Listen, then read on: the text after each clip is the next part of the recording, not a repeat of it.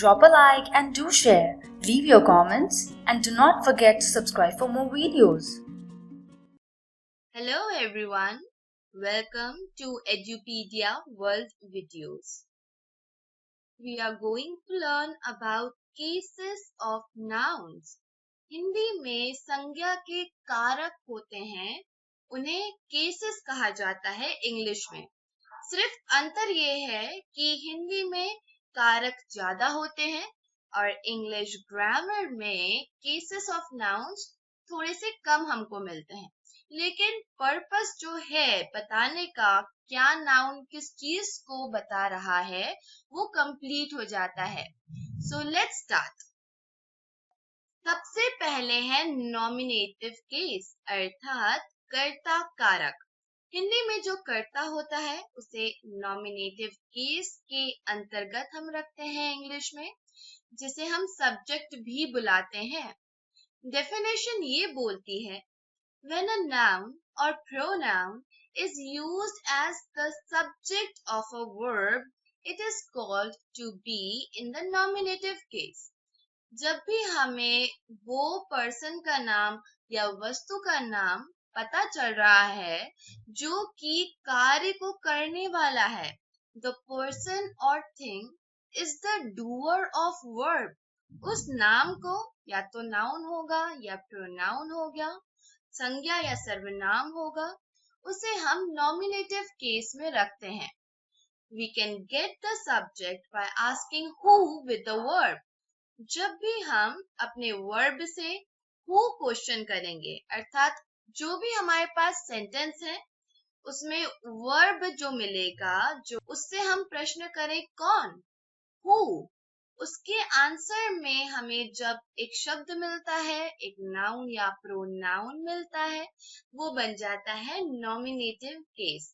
Very easy, let's see some examples. Bob picked a stone. Bob ने एक पत्थर उठाया। पिक्ड शब्द यहाँ पर वर्ब है।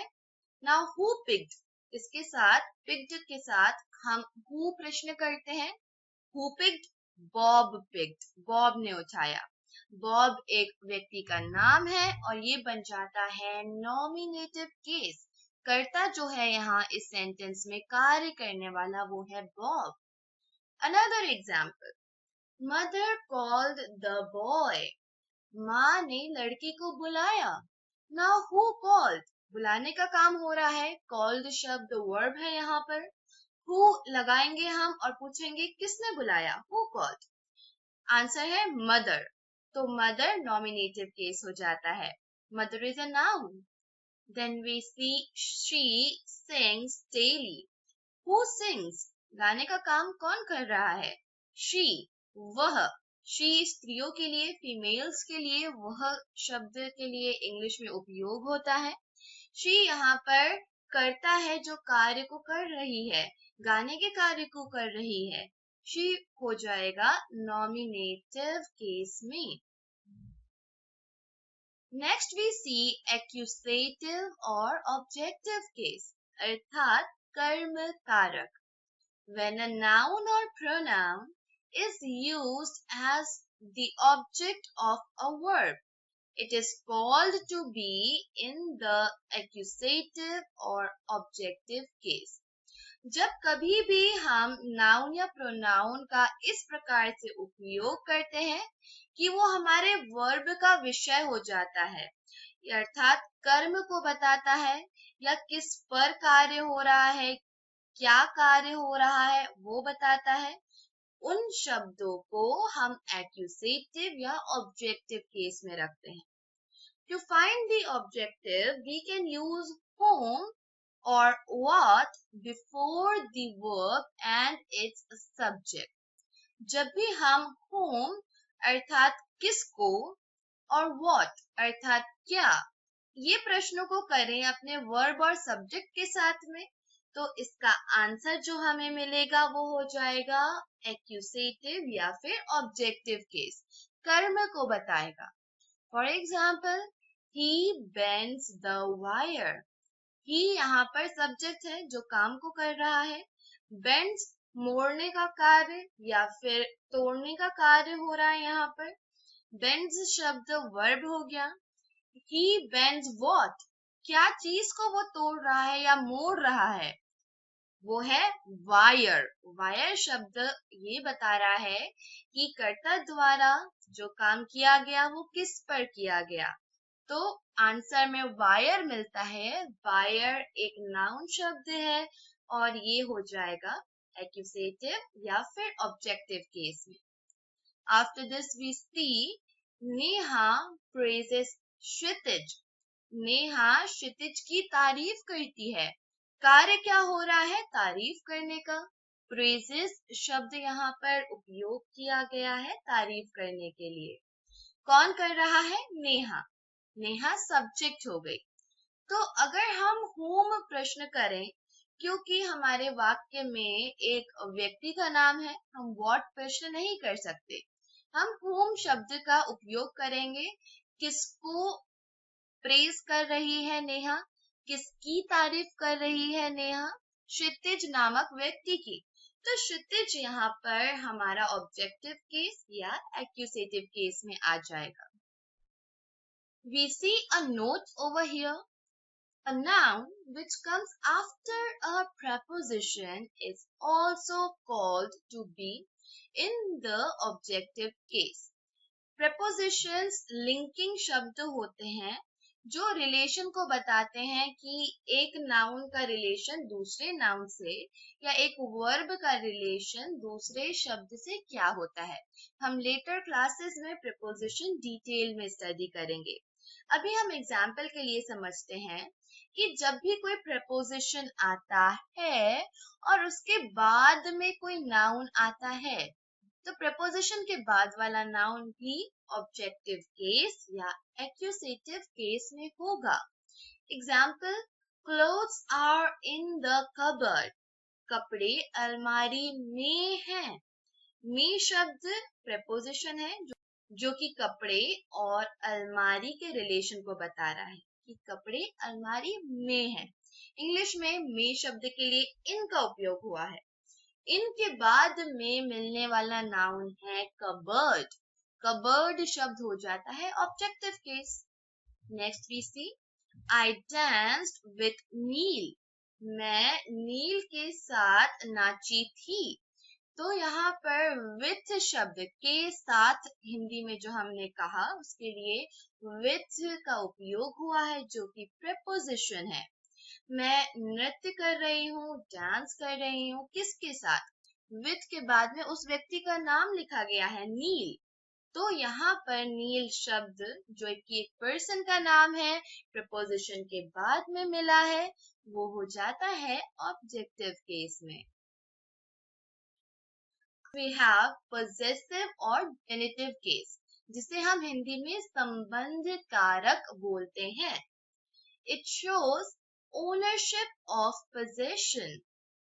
किसी भी वस्तु के ऊपर या फिर किसी व्यक्ति से रिलेटेड स्वामित्व को बताने वाला नाम हम possessive या genitive केस में रखते हैं.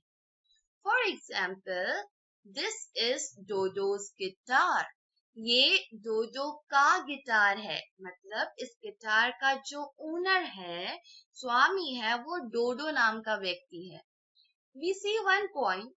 The possessive gives answer to the question whose. किसका सामान है या ये पर्सन किसका है, वो हम possessive केस या genitive केस में जो nouns या pronouns आते हैं उनसे हमें पता चलता है. जैसे अभी हमने गिटार के बारे में देखा. किसका गिटार? डोडो का गिटार. एक और एग्जाम्पल देखते हैं. That is David's car. वो डेविड की कार है. कार का स्वामी कौन है? डेविड. किसकी कार है? किसकी? किसका? ये प्रश्न कर कर हमें मिल जाता है हमारा ऐसा नाउन जो possessive या फिर genitive केस में होता है. डेविड की कार. डेविड यहाँ पर नाम जो है पर्सन का वो हो जाता है possessive या genitive केस में नाम. We have another note over here. The possessive case is also used to denote origin, authorship and kind. Possessive case का उपयोग ओरिजिन अर्थात उद्गम को, किसी चीज का स्रोत क्या है, कहाँ से उत्पत्ति हो रही है उसकी, वो बताने के लिए, या ऑथरशिप अर्थात रचनाकारिता, किसने उस वस्तु को रचा है, क्रिएट किया है, उसे बताने के लिए, या फिर उसके प्रकार को बताने के लिए भी पजेसिव केस का हम उपयोग करते हैं. Example, I like J.K. Rowling's books. J.K. Rowling एक बहुत ही प्रसिद्ध राइटर का नाम है और हम ये बोल रहे हैं कि मुझे J.K. Rowling की किताबें पसंद हैं. बुक्स जो लिखी गई हैं जिसकी ऑथरशिप जाती है J.K. Rowling को, तो वहाँ J.K. Rowling नाम बन जाता है possessive case. पजेसिव केस में एक और बात हम नोट करेंगे, ये हमेशा अपॉस्ट्रोफी एस के साथ में लिखा जाता है. दैट डज नॉट मीन कि हम प्लूरल में बात कर रहे हैं, बट ये ओनरशिप, स्वामित्व को बताने के लिए उपयोग होता है. Another example, nothing is comparable to father's care.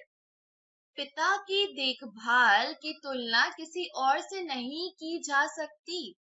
यहाँ पे जो देखभाल हो रही है, केयर हो रही है, उसका ओरिजिन कौन कर रहा है या किसके थ्रू हो रही है?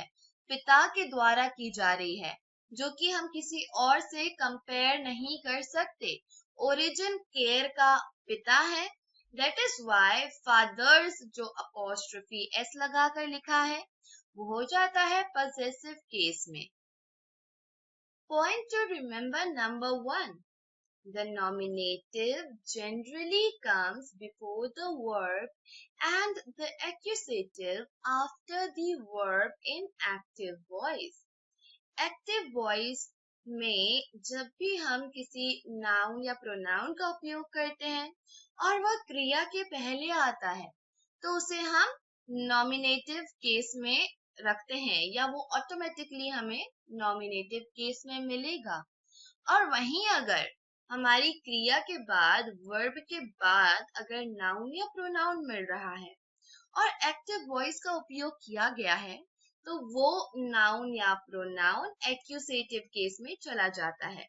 एक्टिव वॉइस और पैसिव वॉइस हम और डिटेल में कमिंग लेसन्स में पढ़ेंगे. For example, Anya eats popcorn. Anya popcorn खाती है. खाने का कार्य हो रहा है, क्रिया हो गया ईट्स शब्द.